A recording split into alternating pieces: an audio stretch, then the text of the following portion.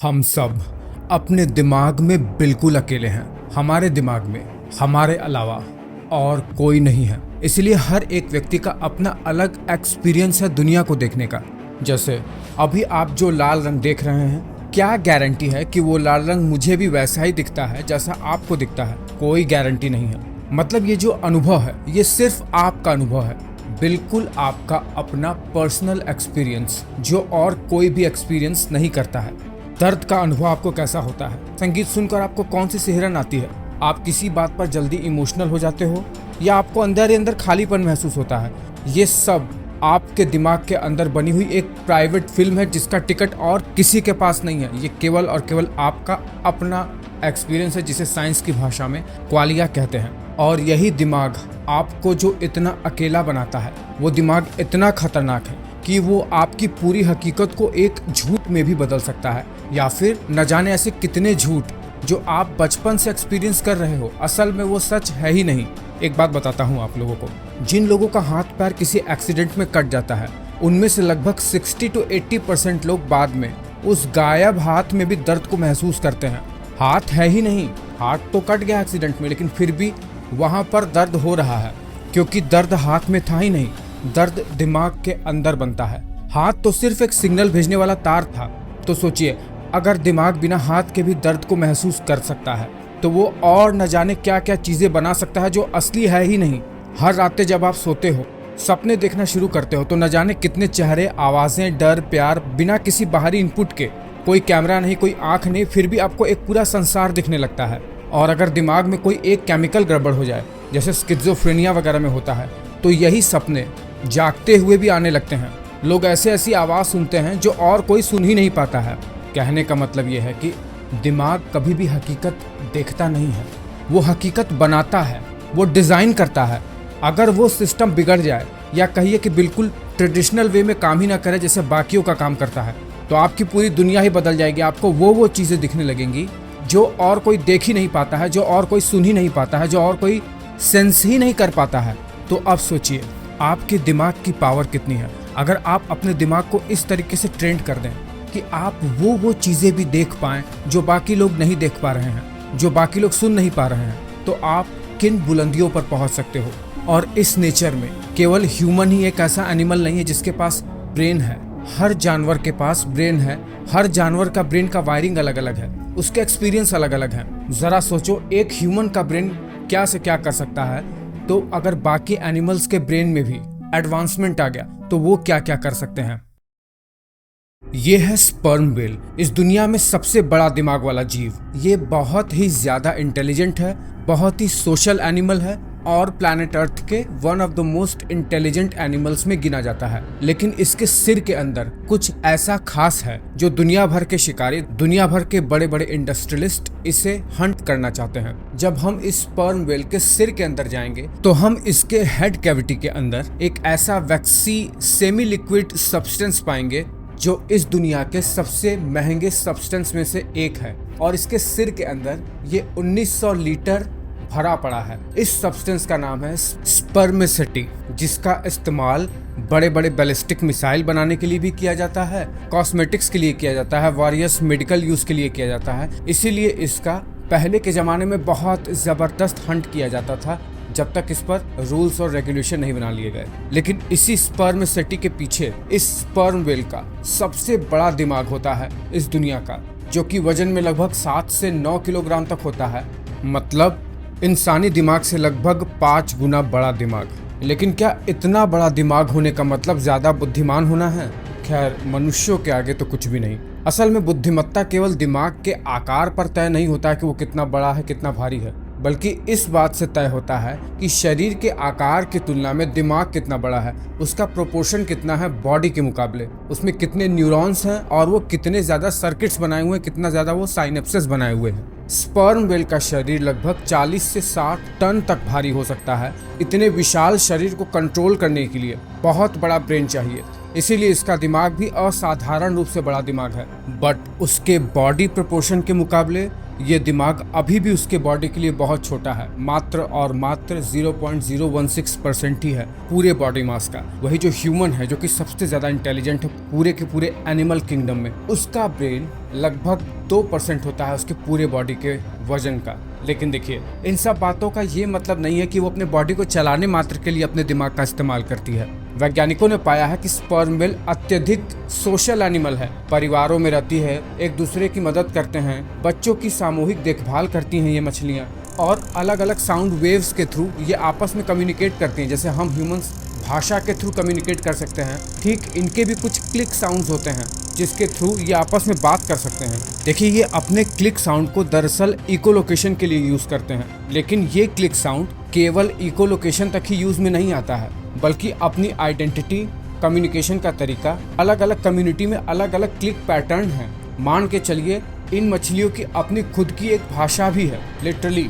देखिए ये मछलियाँ करती क्या हैं। देखिए, इनके सिर पर एक बहुत ही विशेष ऑर्गन है, बहुत ही पावरफुल होता है ये, और ये बहुत ही पावरफुल क्लिक साउंड छोड़ता है। ये जो साउंड वेव है, ये जाकर किसी भी व्यक्ति, वस्तु या किसी भी मछली वगैरह से टकरा कर वापस लौटती है, और फिर इस मछली का ब्रेन इस साउंड को प्रोसेस करता है। इस साउंड से वो वस्तु का आकार, उसकी दूरी, उसका डायरेक्शन, कभी कभी उसका बनावट, उसका शेप, इन सब चीज़ों का वो अनुमान लगा सकती है, और इसी को ही इकोलोकेशन कहते हैं। आप ऐसा मान के चलिए जैसे हम मनुष्य आंखों से दुनिया देखते हैं, ये मछली, ये स्पर्म व्हेल साउंड के थ्रू अपनी दुनिया को देखती है। और इस साउंड वेव की कैपेसिटी इतनी शक्तिशाली है कि ये लगभग 1 किलोमीटर दूर या उससे भी ज़्यादा गहराई वाले समुद्र में अगर कोई जायंट स्क्विड है तो उसका शिकार कर सकती है। जहाँ पर सनलाइट भी नहीं जाता है, वहाँ पर अपने इकोलोकेशन के थ्रू, अपने साउंड वेव के थ्रू बस उसका शिकार कर सकती है। और इन सब चीज़ों को ढंग से चलाने के लिए एक बहुत बड़े ब्रेन की आवश्यकता होती है, जो कि इस दुनिया का सबसे बड़ा ब्रेन होता है। जैसे ह्यूमन ब्रेन के सरफेस पर बहुत ज़्यादा घुमावदार मोड़ होते हैं, जिसे जायरस और सल्कस कहते हैं, ठीक इसी तरह इन स्पर्म व्हेल के ब्रेन में भी बहुत ही ज़्यादा घुमावदार जायरस और सल्कस होते हैं, जो इसके सेरेब्रल कॉर्टेक्स के एरिया को बढ़ा देता है, जिससे और ज़्यादा न्यूरोनल सर्किट को स्पेस मिल जाता है, जिसकी वजह से ये बाकी के एनिमल से ज़्यादा इन्फॉर्मेशन को प्रोसेस कर सकती है। और जैसा कि मैंने आपको बताया कि दुनिया के इस सबसे बड़े ब्रेन में इतना सब कुछ होने के बावजूद ये ह्यूमन ब्रेन से कभी कंपैरिजन नहीं किया जा सकता। फिर भी ये अपनी सेल्फ आइडेंटिटी बना सकती है। बहुत ही यूनिक और कॉम्प्लेक्स इसका सोशल बिहेवियर होता है। इवन ह्यूमन से भी ये इमोशनल कांटेक्ट कर सकते हैं, लॉन्ग टर्म मेमोरी स्टोर करके रखे रहते हैं ये।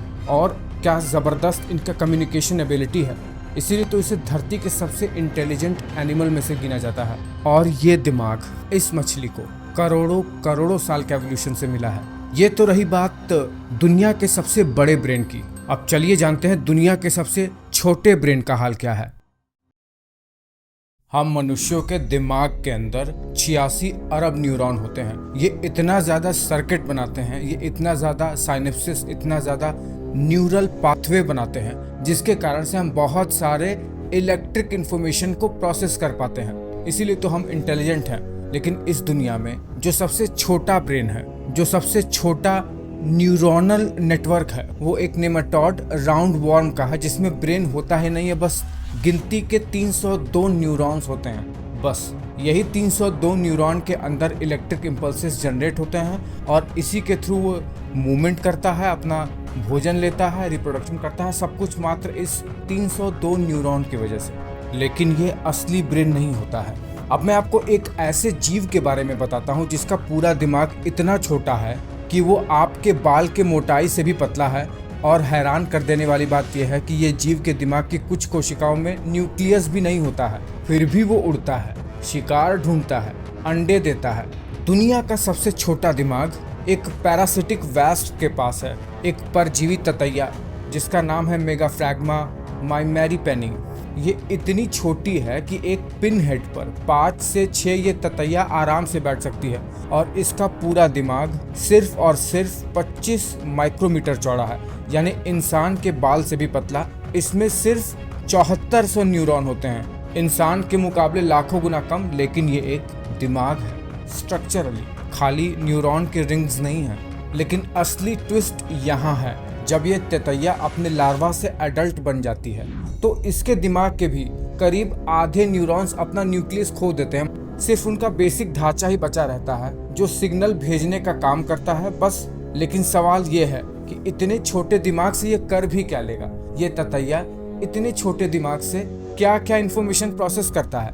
देखिए, ये ततैया इतनी छोटे दिमाग होने के बावजूद भी उड़ती है, आंखों से देखती है, सूंघ कर दूसरे कीड़ों के अंडे भी ढूंढती है और उन्हीं में अपने अंडे भी देती है। पूरा जीवन चक्र इतना सटीकता से चलता है इसका जितना कोई बड़ा कीड़ा कर ही नहीं सकता। हम सोचते हैं कि दिमाग जितना ज्यादा बड़ा होगा उतना ज्यादा समझदारी होगी। हाथी का दिमाग इंसान से 3 गुना भारी है। स्पर्म बेल है, उसका दिमाग 9 किलो तक होता है। लेकिन सवाल ये उठता है कि अगर साइज ही सब कुछ है तो फिर ये कीड़े मकोड़े जो हर दिन दिखते हैं, मच्छर, चींटी, मक्खी, ये इतने स्मार्टली उड़ कैसे पाते हैं, बचते कैसे हैं अपने शिकार होने से, और हमें परेशान करने में इतने एक्सपर्ट कैसे हो जाते हैं। यही तो राज है दिमाग का। ये न्यूरल सर्किट बहुत कुछ कर सकता है। यही अद्भुत काम इस ततैया का ब्रेन भी कर पाता है, इतना छोटा सा होने के बावजूद, जिसमें से मोस्ट ऑफ न्यूरॉन में तो न्यूक्लियस भी नहीं होता है। चलो और शॉकिंग बात बताता हूँ। अब मैं आपको एक ऐसे जीव के बारे में बताऊंगा जिसका दिमाग ही नहीं होता है लेकिन वो बिल्कुल कॉन्शियस मूवमेंट कर सकता है, और वो है जेलीफिश। इसके पास ना दिमाग है, ना दिल है, ना हड्डी है, ना खून है। इसकी जगह होता है बस एक नर्व नेट, यानी पूरे शरीर में फैला हुआ न्यूरॉन्स का जाल। कोई एक कंट्रोल सेंटर नहीं होता बल्कि पूरा शरीर मिलकर सोचने समझने का काम करता है। 2023 में एक स्टडी हुई जिसने सबको चौंका दिया। बॉक्स जेलीफिश बिना दिमाग के भी एक्सपीरियंस से सीख सकती है। मतलब वो अगर किसी रुकावट से टकराती है तो अगली बार वो अपना रास्ता बदल लेती है। ये एसोसिएटिव लर्निंग है, वही चीज जो अब तक सिर्फ दिमाग वाले जीव में मानी जाती थी। सोचिए, बिना सेंट्रलाइज्ड ब्रेन के सिर्फ एक फैले हुए नर्व नेटवर्क से ये जीव सीखता है, तैरता है, शिकार करता है और प्रे को यानी अपने शिकार को कैप्चर भी कर लेता है। चलो और छोटे ब्रेन्स की बात करते हैं। एक ऐसा छोटा जीव जो हर भारतीय घर में बहुत आम है, बहुत परेशान करता है, सभी परेशान है उससे, मच्छर। हम सोचते हैं कि मच्छर का दिमाग बेहद छोटा होगा, लेकिन 2021 की जॉन हॉपकिंस की स्टडी के मुताबिक मच्छर के दिमाग में करीब 2 लाख से 1.25 लाख न्यूरॉन होते हैं। यानी उस टाइनी ततैया से 30 गुना ज्यादा न्यूरॉन होते हैं इसमें। यही वजह है कि मच्छर स्मार्ट महसूस होता है। वो आपकी बॉडी हीट, आपके सांस में मौजूद CO2 और आपके बॉडी के स्मेल को दूर से पहचान लेता है, अंधेरे में उड़ता है, आपके हाथ के हलचल को भाप कर बच निकलता है। इतने छोटे दिमाग में ये सब प्रोसेसिंग होना अपने आप में मानो एक इंजीनियरिंग का चमत्कार है। रिसर्चर्स कहते हैं भले ही ये दिमाग इंसानी दिमाग जितने कॉम्प्लेक्स नहीं, लेकिन फिर भी ये किसी सुपर कंप्यूटर से ज़्यादा एफिशिएंट तरीके से काम कर पाते हैं। तो अब ज़रा सोचिए, एक मेगा फ्रैग्मा वैस्प जिसका दिमाग बाल से भी पतला है, दूसरी तरफ जेलीफिश जिसके पास दिमाग ही नहीं है, और तीसरी तरफ आपके घर का मच्छर जिसका दिमाग वैस्प से 30 गुना बड़ा होते हुए भी इंसान के सामने कुछ भी नहीं है।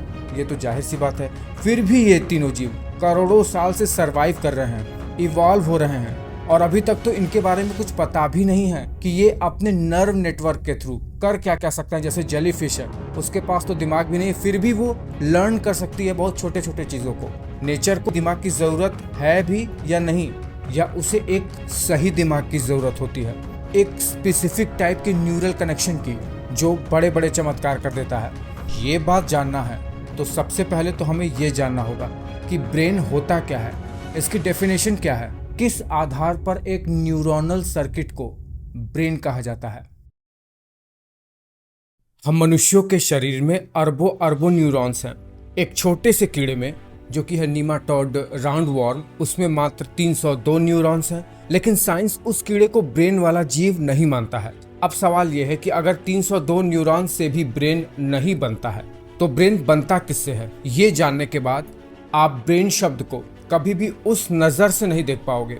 देखिए, ज़्यादातर लोग सोचते हैं जिस जीव में न्यूरॉन्स हो उसका मतलब उसमें ब्रेन है, पर यह बात गलत है। जेलीफिश में भी न्यूरॉन्स हैं, स्टारफिश में भी न्यूरॉन्स हैं, यहाँ तक कि कुछ पौधे जैसी संरचनाओं में भी सिग्नल पास करने वाली स्ट्रक्चर्स मौजूद होते हैं। तो फिर लाइन कहाँ खींची जाती है कि ये ब्रेन है या फिर ब्रेन नहीं है। अगर सिर्फ न्यूरॉन की गिनती से ब्रेन को परिभाषित करें तो चूहे का दिमाग इंसान से बड़ा दिखेगा नंबर में उलझकर, क्योंकि कुछ जीवों में न्यूरॉन्स ज़्यादा भी हो सकते हैं पर संरचना अलग हो सकती है। असली सवाल गिनती का नहीं है, असली सवाल है न्यूरॉन्स कैसे ऑर्गेनाइज्ड हैं। देखिए, साइंटिफिक भाषा में ब्रेन को ऐसे परिभाषित किया जाता है, एक सेंट्रलाइज्ड न्यूरल संरचना जो शरीर के बाकी सारे न्यूरॉन्स से सूचना इकट्ठा करती है, उसे प्रोसेस करती है और फिर उसके आधार पर जटिल व्यवहार को, कॉम्प्लेक्स बिहेवियर को कंट्रोल करती है। ध्यान दीजिए, यहाँ 3 शब्द बहुत ज़रूरी हैं: सेंट्रलाइज्ड, इंटीग्रेशन और कॉम्प्लेक्स बिहेवियर। सिर्फ न्यूरॉन होना काफ़ी नहीं है, वो न्यूरॉन एक जगह इकट्ठा होकर एक कमांड सेंटर की तरह काम करे, तभी उसे ब्रेन कहा जाता है। ये जो निमाटोड राउंड वॉर्म है, एक छोटा सा कीड़ा जो साइंस की दुनिया में बहुत फेमस है, क्योंकि ये ऐसा पहला जीव है जिसका पूरा कनेक्टोम यानी हर एक न्यूरॉन का हर एक कनेक्शन साइंटिस्ट ने मैप कर दिया है। 302 न्यूरॉन पूरे मैप के साथ कहाँ कहाँ कौन कौन से साइनेप्स बने हैं और हर एक साइनेप्स, हर एक न्यूरल पाथवे का काम क्या होता है। लेकिन फिर भी बायोलॉजी में इसे ब्रेन नहीं बल्कि नर्व रिंग और गैंग्लिया का कलेक्शन कहा जाता है। क्यों? पहली वजह, इसमें कोई स्पष्ट सेंट्रल कमांड सेंटर नहीं है। न्यूरॉन शरीर में बटे हुए हैं, कुछ छोटे छोटे गैंग्लिया में हैं, सिर के पास एक नर्व रिंग बनाकर इकट्ठा हुए हैं। दूसरी वजह यह है कि इसका व्यवहार लगभग पूरी तरह से पहले से तय है। एक कीड़े में एक जैसा कनेक्शन पैटर्न, एक जैसा रिस्पॉन्स, दिमागी इंसान की तरह इसमें सीखने और बदलने की गुंजाइश बहुत सीमित है, बहुत लिमिटेड है। तीसरी वजह यह है, इसमें लेयर्ड हायरार्की नहीं है। इंसानी दिमाग में सिग्नल कई स्तरों से गुजरता है। पहला सेंसरी इनपुट, फिर प्रोसेसिंग, फिर डिसीजन, फिर एक्शन। कीड़े में ये पूरा सिस्टम बहुत ही सीधा और सपाट है। तो 302 न्यूरॉन्स होने के बावजूद वो एक ब्रेन नहीं बल्कि एक बहुत ही बेसिक सिग्नल पासिंग नेटवर्क है, इसीलिए ये ब्रेन नहीं है। तो चलिए अब समझते हैं वो 4 पैमाने जिनसे साइंटिस्ट तय करते हैं कि किसी जीव के पास सच में ब्रेन है या नहीं है। पहला पैमाना है सेंट्रलाइजेशन यानी केंद्रीकरण। क्या न्यूरॉन एक जगह इकट्ठा होकर एक कंट्रोल सेंटर बनाते हैं, शरीर में बिखरे हुए हैं? दूसरा है सेफलाइजेशन। क्या ज्यादातर न्यूरॉन्स एक सेंस ऑर्गन, शरीर के आगे वाले हिस्से यानी सिर में जमा हैं? इंसान, कुत्ते, मछली सब में साफ दिखता है ये। क्या सिग्नल सिर्फ इनपुट से आउटपुट तक सीधा जाता है या बीच में कई स्तरों पर सोचा समझा जाता है? यानी क्या दिमाग सिर्फ रिफ्लेक्स दिखाता है या फैसला लेता है? और चौथा प्लास्टिसिटी। क्या ये सिस्टम अनुभव से बदल सकता है, नए कनेक्शन बना सकता है या हर बार एक जैसा ही रिस्पॉन्स देता है? दिलचस्प बात है कि इसी पैमाने पर ऑक्टोपस बहुत ऊपर आता है। उसके पास सच में एक सेंट्रल ब्रेन होता है, साथ ही साथ हर आर्म में अपना खुद का एक छोटा सा नर्वस सिस्टम भी होता है। यानी ब्रेन होना एक स्पेक्ट्रम है, ब्लैक एंड वाइट सवाल नहीं। हर एक ऑर्गन अपने न्यूरल सर्किट के हिसाब से सोच समझ सकता है ऑक्टोपस का। तो अब वापस आइए 86 अरब न्यूरॉन ह्यूमंस का वर्सेस 302 न्यूरॉन निमाटोड राउंडवॉर्म का। तो अब आप समझ गए होंगे कि ब्रेन का डेफिनेशन क्या है। इन्हीं 4 पैमानों पर ही ब्रेन होता है। 1848 की बात है। अमेरिका में रेलवे लाइन बिछाने का काम चल रहा था। 25 वर्षीय फोरमैन फिनियस गेज अपनी टीम का नेतृत्व कर रहा था। बहुत मेहनती, समझदार और बहुत ही ज्यादा जिम्मेदार कर्मचारी माना जाता था। लेकिन 13 सितंबर 1848 को एक ऐसी दुर्घटना हुई जिसने न्यूरोसाइंस की दुनिया को पूरी तरीके से बदल के रख दिया। चट्टानों में विस्फोट करने के लिए गेज बारूद को एक लोहे की छड़, जिसे टैंपिंग आयरन कहा जाता था, उसे दबा रहा था। तभी अचानक बारूद से ऐसी चिंगारी लगी कि विस्फोट हो गया। करीब 1.1 मीटर लंबी, 3.2 सेंटीमीटर मोटी और लगभग 6 किलोग्राम वजनी लोहे की छड़ गोली की रफ्तार से उसके चेहरे में बाई गाल के नीचे से घुसी, खोपड़ी के सामने वाले हिस्से यानी फ्रंटल लोब को चीरती हुई बाहर निकल गई। लेकिन हैरान करने वाली बात यह थी कि गेज मरा नहीं था। जिन लोगों ने ये घटना देखा उन्होंने बताया कुछ ही मिनटों के बाद गेज खुद चलकर बैलगाड़ी तक पहुंचा और डॉक्टर के पास चला गया। रास्ते में लोगों से बात भी कर रहा था। उस समय छड़ उसके सिर में घुसी हुई थी। डॉक्टर जॉन मार्टिन ने उसका तुरंत इलाज किया। शुरुआती इन्फेक्शन और गंभीर चोट होने के बावजूद गेज कुछ महीनों में शारीरिक रूप से काफी हद तक ठीक भी हो गया। लेकिन असली बदलाव उसके शरीर में नहीं बल्कि उसके व्यक्तित्व में आ रहा था, क्योंकि छड़ उसके गाल के निचले हड्डी से होते हुए उसके ब्रेन के फ्रंटल लोब से होकर खोपड़ी से बाहर निकल गया था। मतलब उसके फ्रंटल लोब में चोट आई थी। दुर्घटना से पहले गेज बहुत ही शांत, बहुत जिम्मेदार था और बहुत ही ऑर्गेनाइज्ड तरीके से काम भी करता था। लेकिन इस एक्सीडेंट के बाद वो चिड़चिड़ा हो गया, अधीर हो गया, अनसिविलाइज्ड रूप में बिहेव करने लगा, गालियां देने लगा, फ्यूचर की प्लानिंग कर ही नहीं पाता था, समाज के नियमों को मानता ही नहीं था और अपने पत्नी पर हाथ भी उठाने लगा था। उसके परिचित लोग ये कहने लगे, अब ये पहले वाला गेज नहीं रहा। यही घटना वैज्ञानिकों के लिए एक बहुत बड़ा संकेत बनी। इससे पहले कई लोग ये मानते थे कि ब्रेन के अलग अलग हिस्सों के कोई बहुत विशेष काम नहीं होते हैं, लेकिन फिनियस गेज के मामले में पहली बार मजबूत एविडेंस मिले कि फ्रंटल लोब, विशेषकर प्री फ्रंटल कॉर्टेक्स, हमारे पर्सनालिटी, निर्णय लेने की क्षमता, इमोशंस पे कंट्रोल, सोशल बिहेवियर और हमारे भविष्य की योजना बनाने में बहुत ही इंपॉर्टेंट रोल प्ले करता है। हालांकि आज के मॉडर्न रिसर्च ये बताते हैं कि गेज के व्यक्तित्व में आया बदलाव स्थायी नहीं था। धीरे धीरे उसमें और भी चेंजेस आ रहे थे। समय के साथ फिनियस गेज ने कुछ और स्किल्स भी सीखे अपने जीवन को जीने के लिए। बाद में फिनियस गेज चिले में स्टेज कोच ड्राइवर के रूप में भी काम सीख लिया, जो वैज्ञानिकों को स्पष्ट रूप से ये बता रहा था कि इतना गंभीर चोट लगने के बाद भी ब्रेन में कुछ ऐसा तो है जो ब्रेन सीख सकता है और अपने आप को सरवाइव कर सकता है। इतने गंभीर चोट होने के बावजूद भी वैज्ञानिक बिल्कुल भौचक्के रह गए। लगभग अपने चोट के 12 साल बाद भी वो बढ़िया से सरवाइव कर रहे थे। उनकी एक आंख चली गई थी, कुछ दिन कोमा में भी रहे थे अपने चोट के तुरंत बाद, लेकिन अपनी एक आंख खोने के बाद वो अपनी जिंदगी ढंग से जी पा रहे थे। लेकिन 1860 में एक एपिलेप्टिक सीजर के कारण से, मिर्गी के दौरे के कारण से 12 साल बाद उनकी मौत हो गई। लेकिन उनका ये मामला सबसे फेमस मामलों में से गिना जाता है, बल्कि यहीं से न्यूरोसाइंस की असल शुरुआत होती है। एक एक्सीडेंट और सारे दरवाजे खुल गए कि हमारा पर्सनालिटी, हमारा निर्णय लेने की क्षमता, हमारा व्यवहार, ये सब हमारे सोच के परिणाम नहीं है, बल्कि हमारे ब्रेन के अलग अलग हिस्सों के कार्य प्रणाली से गहराई से जुड़े हुए हैं। और अब यहीं से शुरू होती है ब्रेन को समझने की गुत्थी। आज से लगभग 3.5 अरब साल पहले धरती पर पहला जीवन आता है। एक बैक्टीरिया लाइक जीव जो कि मीथेन, सल्फर, इन सब ग्रीन हाउस गैसेस को खाता था और बदले में ऑक्सीजन रिलीज करता था। इसमें किसी भी प्रकार का नर्वस सिस्टम नहीं था। ये केमिकल सिग्नल का उपयोग करके केवल खाता था और निकालता था। इसके अलावा इसका और कुछ भी काम नहीं था। बहुत अरबों साल बीत गए। 1-2 अरबों साल जब बीत गए, तब नए नए किस्म के जीव इवॉल्व होने लगे, जो कि बहुत सारे कोशिकाओं से मिलकर अपना काम करते थे। लगभग आज से 70-80 करोड़ साल पहले की बात है ये। यही से मल्टी सेल्यूलर ऑर्गेनिज्म का जन्म शुरू होता है। यही से हम तरह तरह के जीवों का उद्भव जानेंगे। लेकिन आज से लगभग 60 करोड़ साल पहले कुछ ऐसा विशेष होता है। कुछ ऐसे जीव उत्पन्न होते हैं जो ब्रेन डेवलपमेंट के लिए, जो धरती पर पहला ब्रेन लाने के लिए अपना काम शुरू कर देंगे। हाइड्रा और जेलीफिश जैसे जीव आज से 50 से 60 करोड़ साल पहले इवॉल्व होना शुरू होगा। जी हाँ, ये जो जेलीफिश है ये आज से 600 मिलियन साल पहले पैदा हुई थी। मतलब धरती पर सबसे पुराने जीवों में से एक है ये। इंटरेस्टिंग बात जानते हैं क्या है? इसमें कोई ब्रेन नहीं था, लेकिन इसके शरीर भर में न्यूरॉन्स के जाल बिछे हुए थे। ब्रेन नहीं था, नर्व नेट पूरे शरीर भर में फैला हुआ था।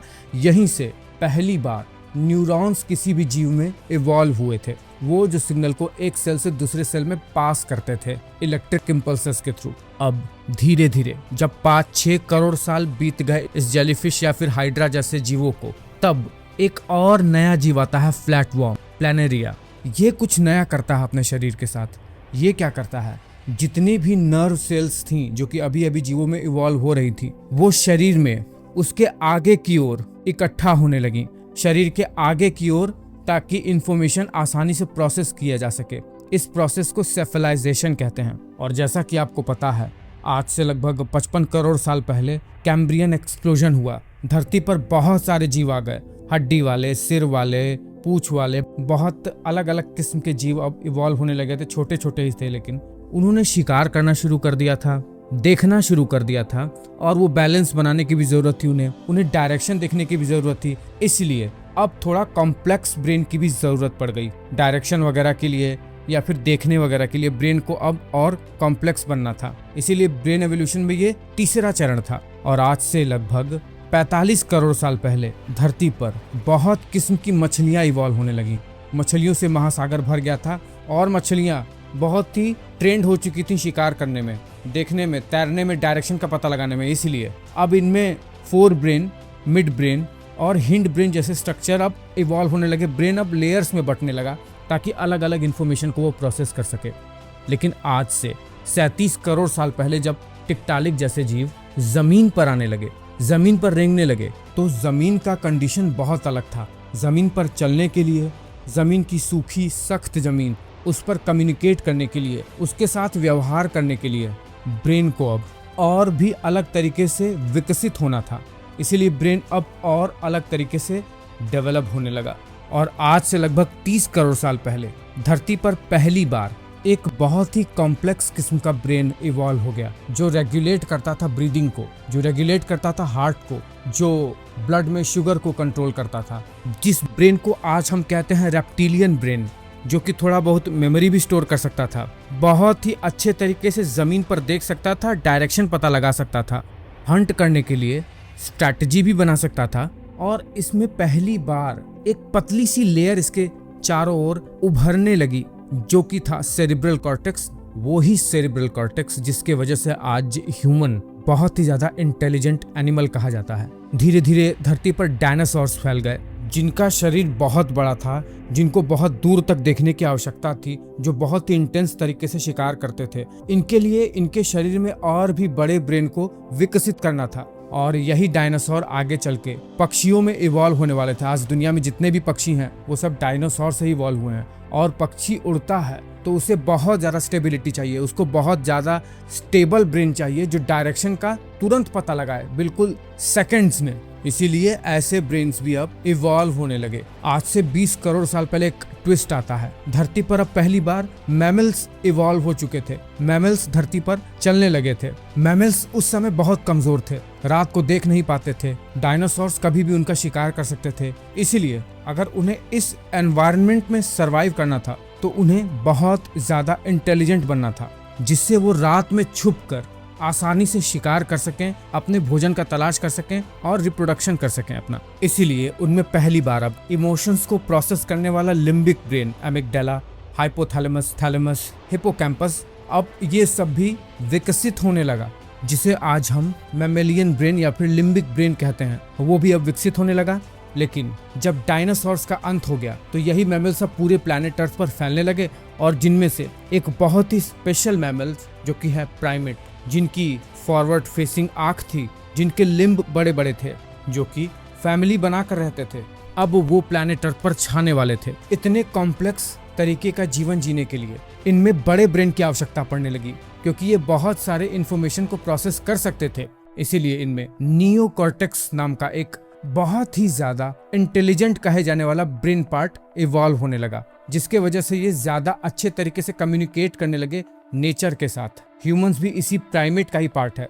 आज से 70 लाख साल पहले जब मानव वंश इवॉल्व हो गया होमिनिन्स का, तब इनमें यही जो नियोकॉर्टेक्स है, इसमें फ्रंटल लोब यानी प्री फ्रंटल कॉर्टेक्स और ज्यादा बड़ा होने लगा और ज्यादा फॉरवर्ड फेसिंग हो गया, जिसके कारण से ये लैंग्वेज सीखने लगे, एब्स्ट्रैक्ट थिंकिंग करने लगे, आर्ट बनाने लगे, साइंस डेवलप कर लिया, म्यूजिक गाने लगे, फ्यूचर को प्लान करने लगे, और सबसे बड़ी बात ये खुद के लिए सेल्फ अवेयर होने लगे।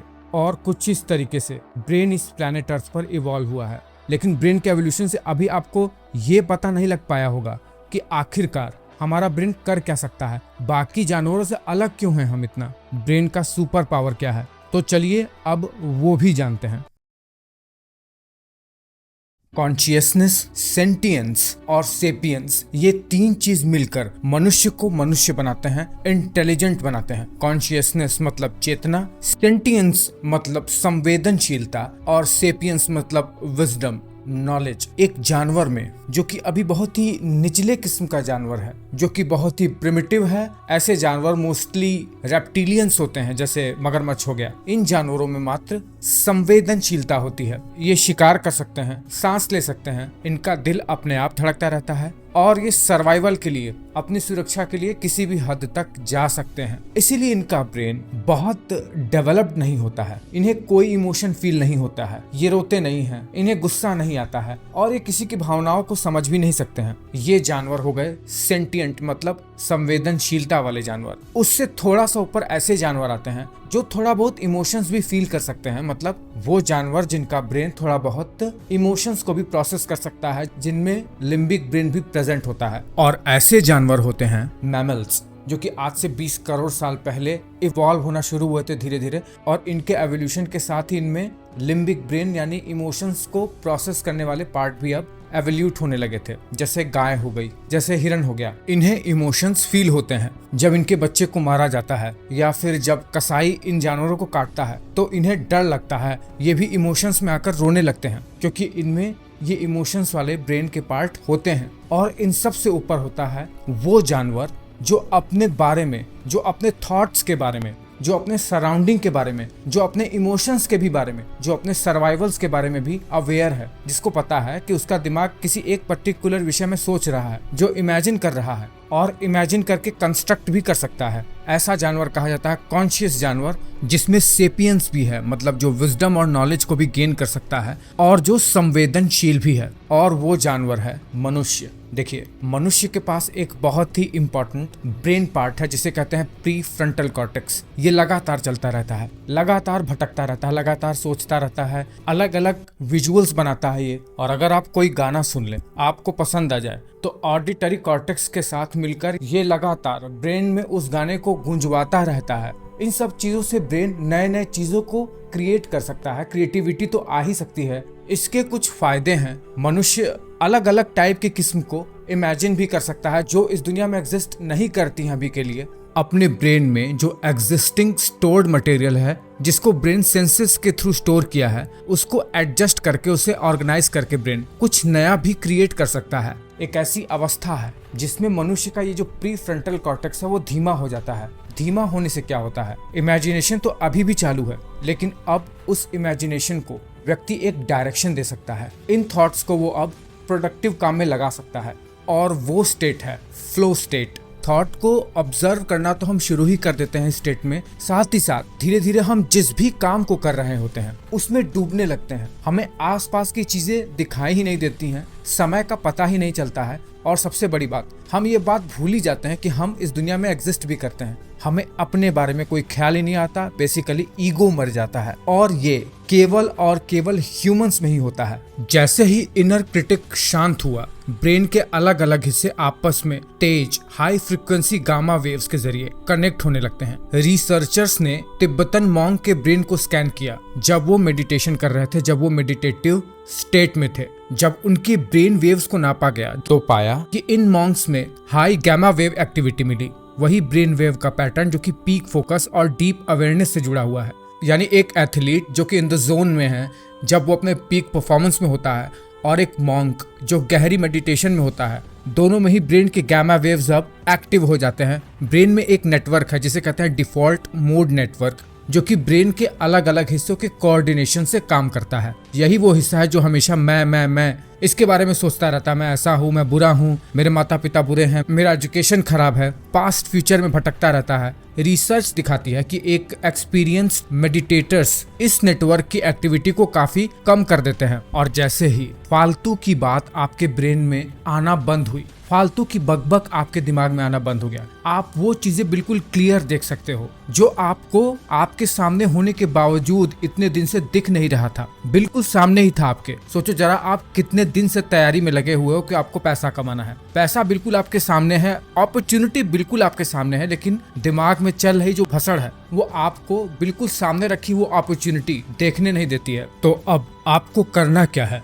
स्टेप 1, बहुत ज्यादा फालतू की चीजें देखना बंद कर दो। इसके लिए आप क्या करो, हर दिन कम से कम 60 मिनट बिल्कुल साइलेंस में चले जाओ। ना कुछ देखो, ना कुछ सुनो, कान में ईयर प्लग लगा लो, आंखों के ऊपर पट्टी बांध लो और बिल्कुल शांत होकर बैठ जाओ। जो देख सकते हो अपने ब्रेन के अंदर, अपने मन में जो भी चल रहा है उसे देखो। स्टेप 2, जो भी काम करो 24 घंटा वो स्लो होकर करो, आराम से करो, कुछ भी ऑटो पायलट पे मत करो, बिल्कुल आराम से करो। स्टेप 3, और ये काम आपको कम से कम 3 महीने तक दोहराना है। 3 महीने तो मैं बहुत ज्यादा बोल दे रहा हूँ। इन मोस्ट केसेस तो लोगों को हफ्तों में ही रिजल्ट दिखना शुरू हो जाता है। उसके बाद आपको जो भी काम अच्छा लगता है उसको आप करना शुरू कर दो। डेली उस काम को आप 1 घंटा 2 घंटा से टाइम देना शुरू कर दो। फिर क्या होगा, ऑटोमेटिकली ही आप उस काम में डूब जाओगे, ऑटोमेटिकली ही आप फ्लो स्टेट में पहुंच जाओगे। बस आपको करना इतना है कि आपने बचपन से लेकर अब तक जो भी अपने दिमाग में कचरा भर लिया है, चाहे सुनकर, चाहे देखकर, चाहे टच करके, उस सारे कचरा को आपको अपने दिमाग से निकालना है। उसके लिए आपको 3 महीने का टाइम फिक्स करना है। हर कीमत पर आपको न ही एक्स्ट्रा चीज आपको सुनना है, न ही एक्स्ट्रा चीज आपको कुछ देखना है, और न ही आपको एक्स्ट्रा एंटरटेनमेंट करना है। 3 महीने बाद हर कीमत पर आप अपने आप में इम्प्रूवमेंट देखोगे ही देखोगे। असली पावर एडवांस ब्रेन होने में नहीं है, बल्कि सही दिशा में काम करने का है। ब्रेन को सही तरीके से इस्तेमाल करने में है। जब आप फ्लो स्टेट में जाना सीख जाओगे तो जो दिमाग आपका हर पल भटकता रहता है, असंभव सा लगता है किसी भी काम को करने में, वो आप चुटकियों में कर दोगे। बल्कि आप इन सब कामों को छोड़कर एक स्टेप इवॉल्व हो जाओगे, नए नए काम को सीखने लगोगे।